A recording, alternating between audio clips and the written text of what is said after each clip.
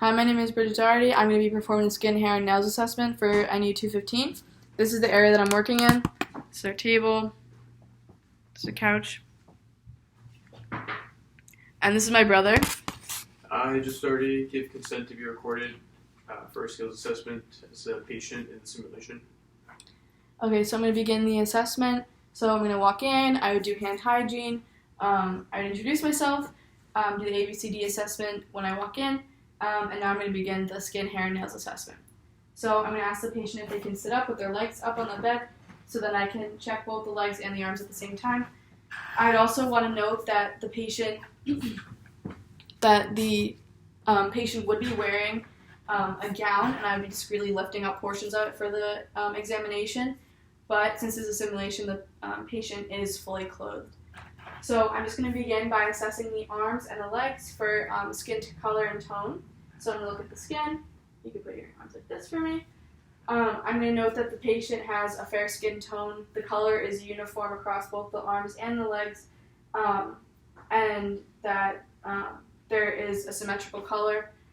I'm also going to note that there is no evidence of hyperpigmentation or hypopigmentation across the arms and legs. Although I do notice some freckling on the outside of the arms. I'm also going to look for hair distribution and across the arms and legs, and it's distributed evenly bilaterally across both the arms and the legs. Finally, I'm going to note any bruising or vascularity, and so I don't see any bruising on the patient's arms or their legs.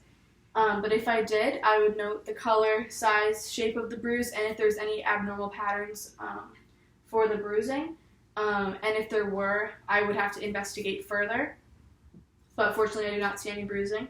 I also noticed that on the patient's arms there is a little bit of vascularity. That's common in patients with a fair skin tone, such as this patient. I'm also going to look for any evidence of scars or rashes, and I don't see any scars or rashes along the arms or legs of the patient, and I don't notice any no scars or rashes.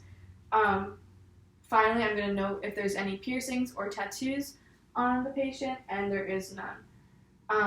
So now that I've done that, I'm going to palpate the skin using the dorsal surfaces of my hands, and I'm going to test the patient's skin like this. I'm going to note the temperature is not too hot, not too cold.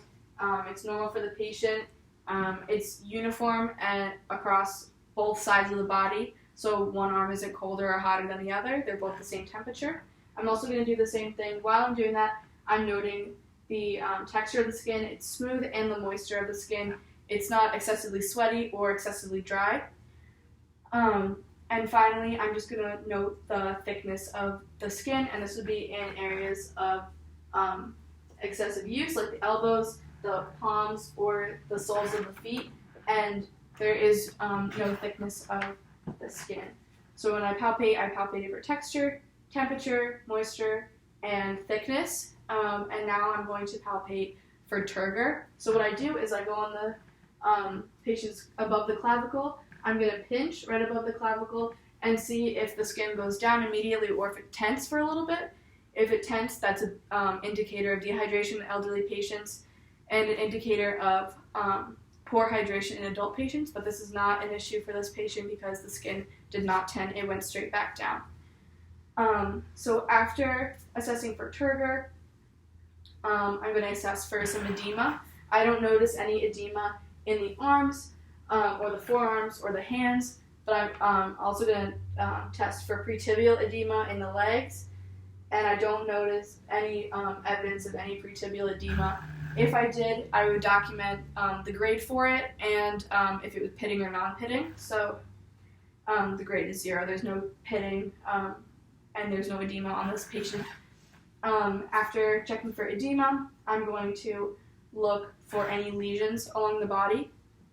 And I don't see any lesions along the arms or legs, but if I did, I would have to assess it for any abnormalities of the lesion, asymmetricality, irregularity of border, the color of the lesion. I would measure the diameter of the lesion, and I would ask the patient if it had evolved or enlarged in recent times, and I'd also assess the elevation I would measure the elevation of the lesion. And then when I would document size, shape, location, and if there was a presence of exudate on the lesion. But I don't see any presence of the exudate on the lesion, so and no lesions at all. So I would not have to document that. Finally, I'm just going to assess the hair. So I'm going to ask the patient to look up at me. I'm going to look at the distribution of hair with regards to facial hair. So I'm going to look at the eyebrows, the eyelashes, I'm going to ask the patient if they shave. Do you shave? So the patient does shave. That's why I notice presence of some facial hair along the jawline, which is normal. The patient is a male. There doesn't seem to be any bald spots on the face or within the eyelashes or eyebrows.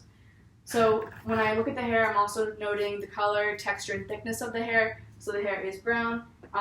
It seems to be uniformly thick across the whole head, and the texture is not too dry. It seems okay for the patient.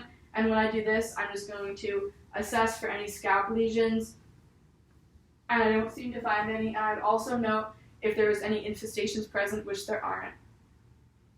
So after doing that, finally, we're going to assess the nails. And the nails, if I'm going to ask a patient like this, I'm noticing that the color is pink. The nails are all rounded uniformly. The nails are trimmed and they're clean. And now I'm just going to ask the patient to show me the angle of their nails by pulling their thumbs together. And I should see a diamond in between, which I do, which means that there's no clubbing, which is a good sign. I'm also going to do the same thing with the toes. And I'm going to look for roundness, color. Color's pink. The nails are rounded, as well as they are clean and trimmed. And finally, I'm going to assess for capillary refill. So I'm just going to put my fingers on the toes. I'm going to push down, and I'm going to note when the blanching is gone, and it should be within 3 seconds, which it is. So the capillary refill on the toes is normal, as well as on the thumbs. So capillary refill is normal, and the color of the nails resumes within 3 seconds. So that's the skin, hair, and nails assessment. Thank you very much.